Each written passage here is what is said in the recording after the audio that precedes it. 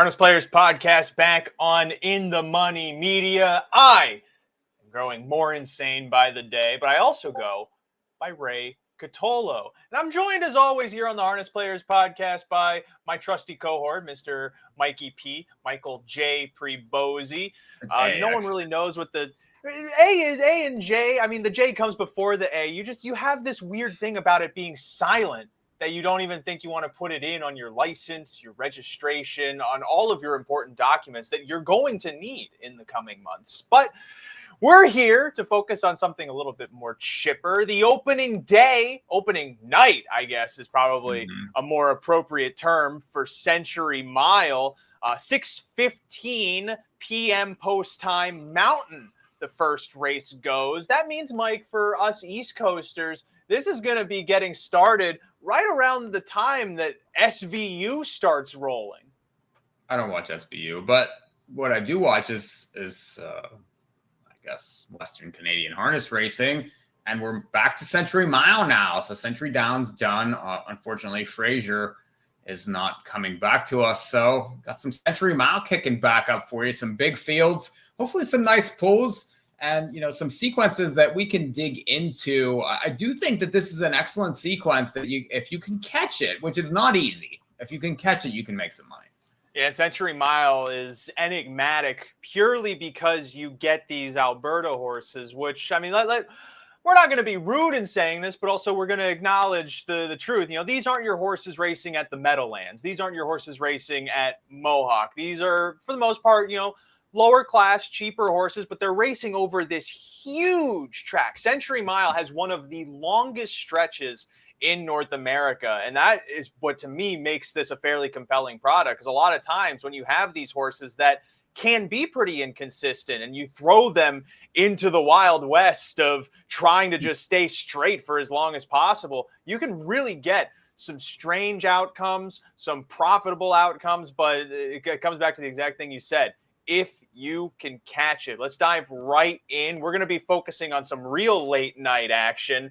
8:56 p.m. Mountain, the projected first post for the start of the Pick 4 sequence. That starts in race number 8. It's a filly and mare claiming pace event. $15,000 the tag, $8,900 the purse. Inside of this kickoff leg, I believe it's a 20-cent minimum for this Pick 4. Do you remember off the top of your head? I think it's the same as most other tracks, or is it $1?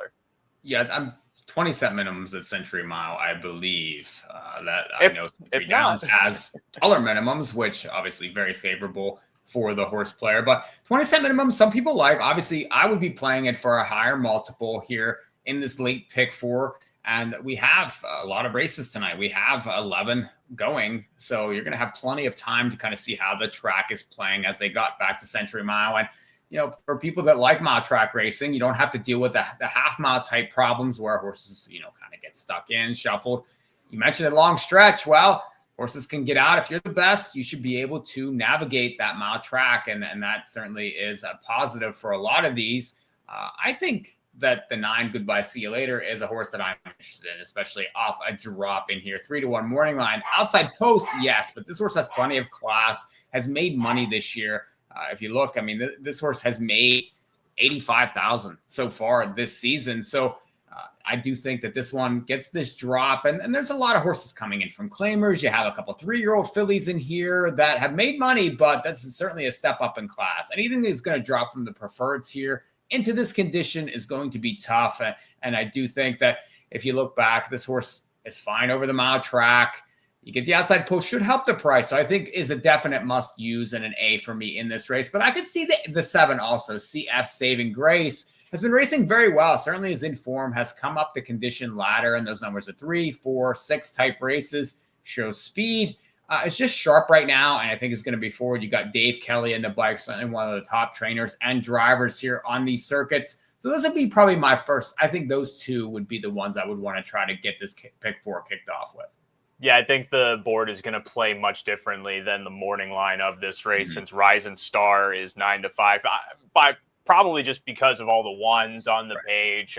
Comes from a hot barn in Travis Ellis. But the thing that really stood out to me, again, it's no offense to James Youngquist, but Mike Hennessy was driving this horse for all of her last few starts, and now he's hopping on to a Nate Sobey sophomore inside of this race, and made me change my mind coming out of the Princess Stakes, Alberta Sire Stakes event that she won.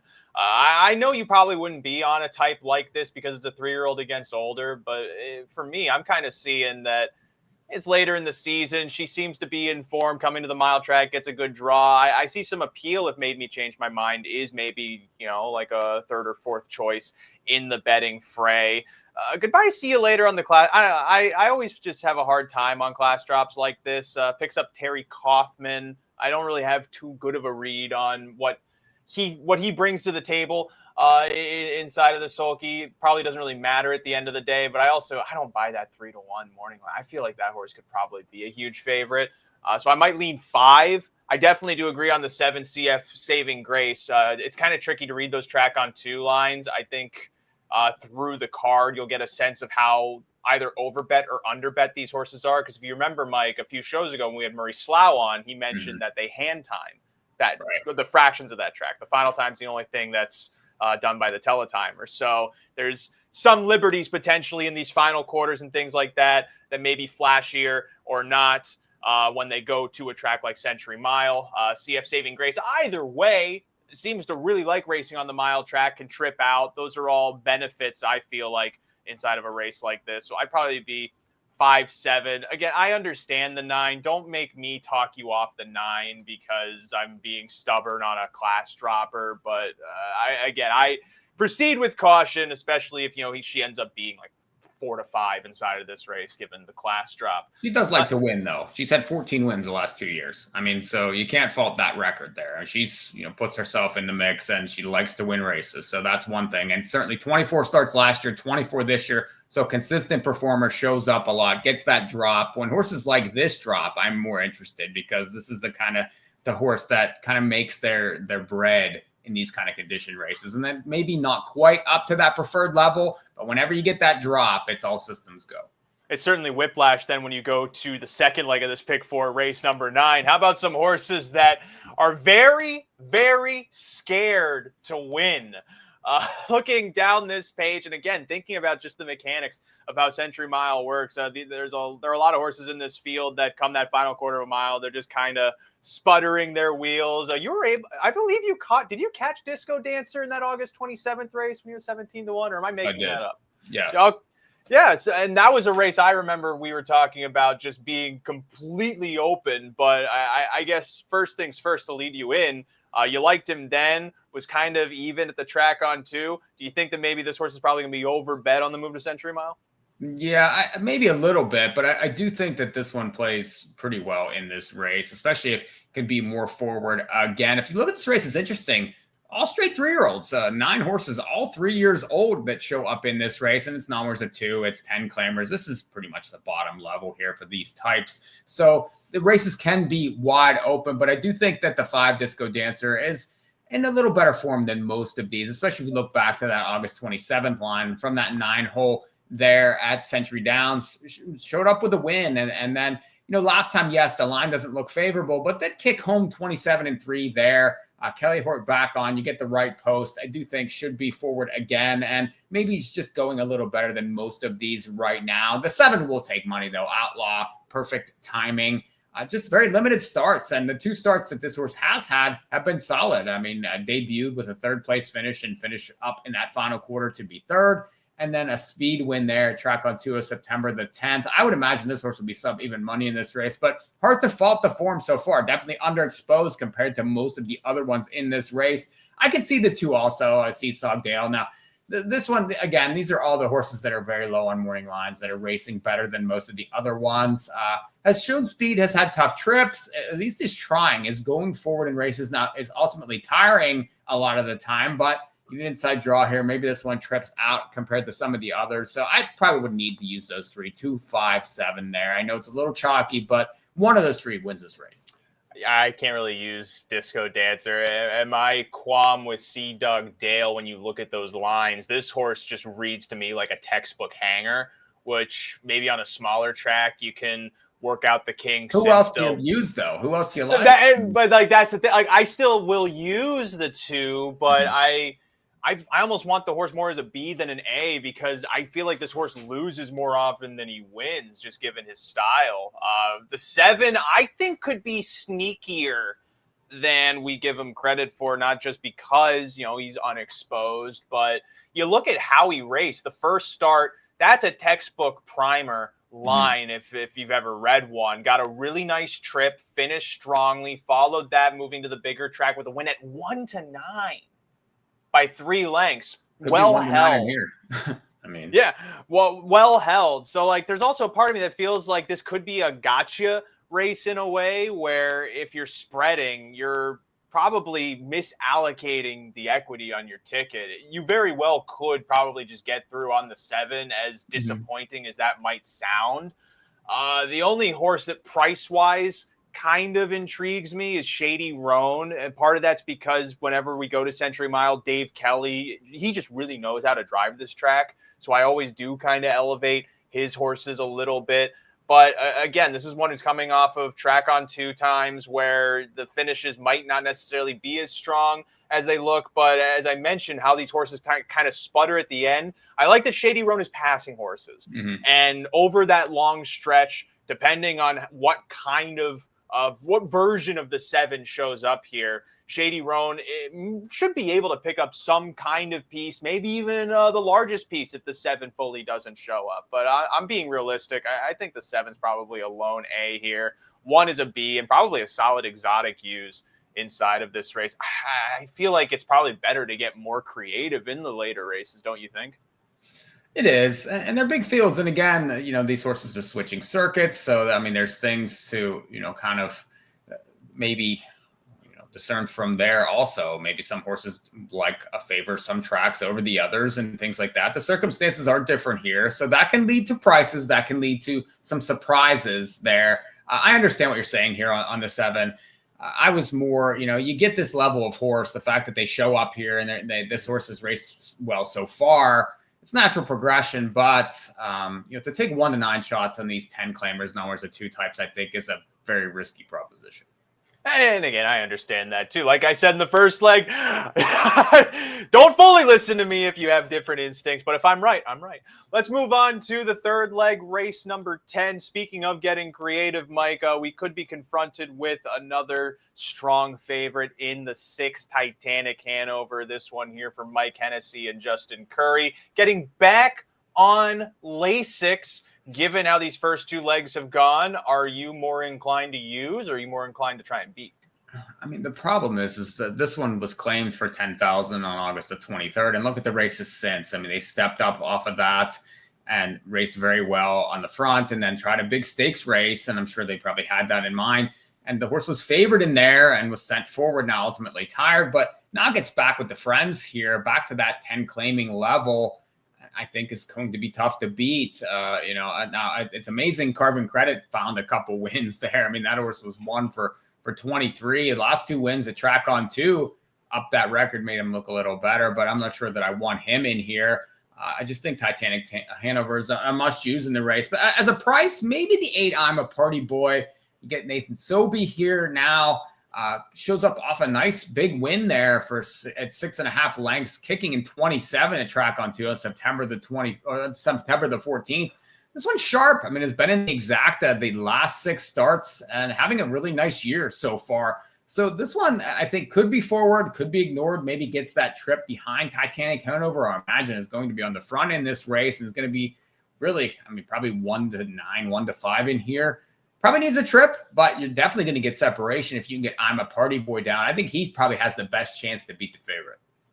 I'm maybe getting creative. I feel like Titanic Hanover is beatable inside of this spot, and I'm surprised you haven't mentioned this, Mike. If we look over to the page, you notice frighteningly absent number of 1s and a frighteningly present number of 2s. Yes, that's true. On the finish. 1 for 14 this season. This horse, even at Century Downs, in the 10,000 claimers, the numbers of 2 to 4s and other races where some of these other horses have performed well in, he's short at the finish of the race. And I'm just inclined to think on the larger track at Century Mile that he could just be a money sink. And so I feel like he's a really good horse to go against. One point to make, though, and I hate to interrupt you, but this horse was claimed back in August. So, I do think you maybe could look at this horse a little bit differently since the claim, and they have stepped the horse up in both of those starts. So maybe he's a little bit of a different horse, and he's back on Lasix. I mean, there are changes that could eliminate some of those thoughts, especially since this horse has changed hands. Sir, that's true. There's more upside because of that.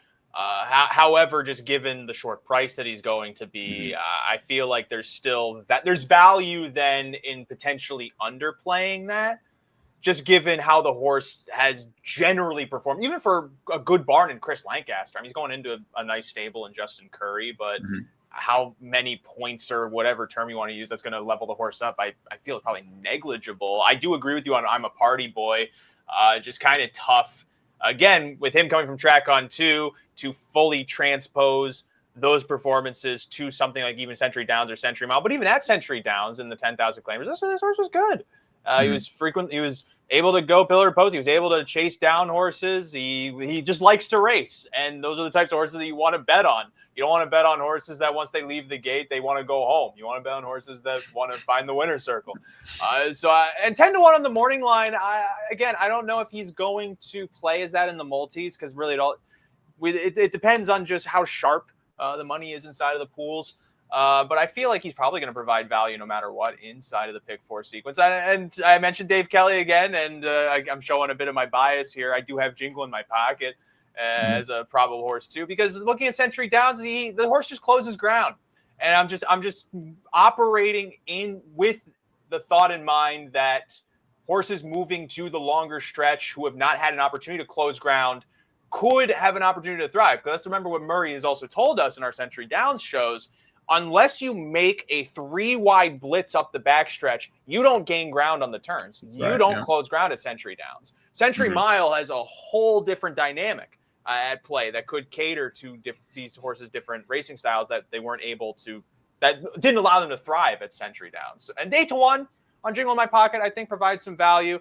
Otherwise, I'm in agreement with you. I think the 1 and 2 are probably overbet. Hopefully they're takeout reducers, but again, given how chalky I am in some of the earlier races, I gotta go against the 6 inside of this spot if I really have that opinion. And I feel like this payoff leg, Mike, could really be the same one that Disco Dancer was able to pull off an upset in. You might have to go digging deep to try and find the winner of this 11th race. Condition claiming pace, $5,000 the tag, $4,400 the purse, 9 go postward here. You can see merits, and I got to say this name slowly because we're recording this deep in the AM. Gonna Funk You Up does make sense inside of a spot like this. But again, morning line favorite. You have a Travis Ellis horse to the inside coming in off a 6 scratch. There are doors open for you to take some chances here. Yeah, and I'm looking at prices. I agree. I think the 1 is I don't never want to take a 5 claimer off a 6 scratch. I don't care that the barn's 30%. You have to try to beat those kinds of horses. I think you could spread a little bit here. The 4 shots fired is interesting. Just has shown speed and gets back to the 5 claiming level, but gets back to the mile track here. So I do think that has been bet in the last 2 starts. Outside post last time, tough trip. Really never saw the inside. So maybe a better trip here, and you get that 8 to 1 morning line. I think worth a use. The 5 is a price that I'm interested in. Triple Lane Mister. This horse is 21 morning line, and you get Lasix back on. Now the form's poor, but has a win at Century Mile in 2024. So limited starts this year, gets back to the big track. It is a 9-year-old, but 11 lifetime wins, and I do think getting back to the big track should suit, and you get that big price. So I think worth the use there. You mentioned the 6, and I think the 6 is probably a use from off the pace. That one has a lot more shares than wins also, but it is Dave Kelly and an improved line last time, worth the use. And then maybe the 8 Chief Saratoga would be the final one that I would use in the race. Nice start 2 back there at track on 2. No chance last time the way the race shaped, and did try from the outside, but really very limited. But this is maybe a better spot here. Has 30 lifetime wins. Only 1 win, though, each of the last 2 years. But again, you get that price. This driver, too, he's 0 for his last 37. So if you want to price in a last, there's one that maybe could be his turn. This horse is 12 years old, but just another one I'd maybe throw in probably more of a B type. I'm surprised you and I both feel the 5 is a probable price in this race. The thing that really just grabbed me is being back on Lasix, because I don't think they have Lasix at track on 2 is one of the reasons why that is the case. And then the races where he was on Lasix, he broke stride in both of them. So I'm being incredibly forgiving, which I think should also speak to the depth of this field. This is a type of horse I remember, like when I would go to Penn National, I'd be looking at the 5,000 maiden claimers where it's all horses that have 20 starts and they maybe only make one move a race, and you really learn how to cut your teeth and how to actually handicap horses looking at those types of races. And you have to be incredibly forgiving of these animals inside of these instances. So maybe the Lasix helps out. And you mentioned the Century Mile win, but also he got 3 wins last year. So I feel like even if his 9-year-old season hasn't gone to form, the races at track on 2, you could see that there's ability there. And the way that the horse was quitting, you can probably presume there's bleeding involved. So there could be a decent reversal of form at a 20-1 morning line. The 1 and 6 are morning line shocks. I'm in agreement with Mike that the 6 is more of a use than a 1. Obviously, you can use your own discretion if you really want to try and beat a favorite. I mean, you probably could beat the 6 here, but also I very well could see the 6 getting home. The only other horse I really looked at was Artisan to the inside of Shots Fired. Shots Fired, even looking at his Century Downs lines, I just don't like that he sticks around and leaves. He never really gains. And over a track like Century Mile, I didn't really have confidence that he would be firing in the stretch, while a horse like Artisan, you see that he's making at the track on 2, he's making these moves to pass horses late. And maybe if he just kind of lays back, takes one run, pardon the use of run, he might be able to, find something to do well inside of this race. And 6-1 could be a little bit of an interesting price, but really, I am more interested in this 5 as a 20-1 morning line than I probably should be when betting a Pick 4 ticket. Like, there's part of me that I would just think to single him, with just how little of an opinion I have on many of the other horses, which, I mean, hey, if you want to be gutsy, and that ticket cashes, do you know how freaking baller you would look? Singling a 20-1 morning line that cashes, you would become the legend of your OTB. They would name a holiday after you there. I'm not sure about that, but it certainly would be impressive. Anyway, if you're keying 20-1 morning lines and they win, that's always something to talk about. But that last race is very wide open. You especially get those 5 claimers going after each other. Trip matters, but who's feeling good on the day matters too. And the prices, I think are a little bit incidental. Well, that does it for this discussion of Century Mile Pick 4. Century Mile racing Fridays and Saturdays, Saturday afternoon post time. I believe it's around 12 p.m. Mountain, so you're going to be looking at 2 p.m. Eastern. They're going to be at Century Mile for the upcoming months, while Century Downs hosts Thoroughbreds. And then next week, we're going to have action from the Red Mile. Kentucky Futurity is next Sunday, the final leg of Trotting's Triple Crown. If you can believe there is still a Trotting Triple Crown. Yeah, I even have to remind myself every few years that Marion Marauder was a great reminder that there is, in fact, a Trotting Triple Crown. And of course, Mike, from there, we have Breeders' Crown right around the corner up at Woodbine Mohawk Park. So still plenty of great harness action to come on the thoroughbred side here on the In the Money Media Network. Of course, I know you, PTF, and the whole crew gearing up for a huge sprint to the Breeders' Cup, October 31st, November 1st. If that whets your fancy, we're going to have plenty of action there on the flat side. And of course, on ITM Plus, there's going to be a great deal from what I hear too for Breeders' Cup and Keeneland, if you're a harness guy who happens to also like betting thoroughbreds. But that does it for us here on the Harness Players Podcast. We'll be back next week with some action from the Red Mile. And like PTF says, may all of your photos come out in your favor so you can make money. Right.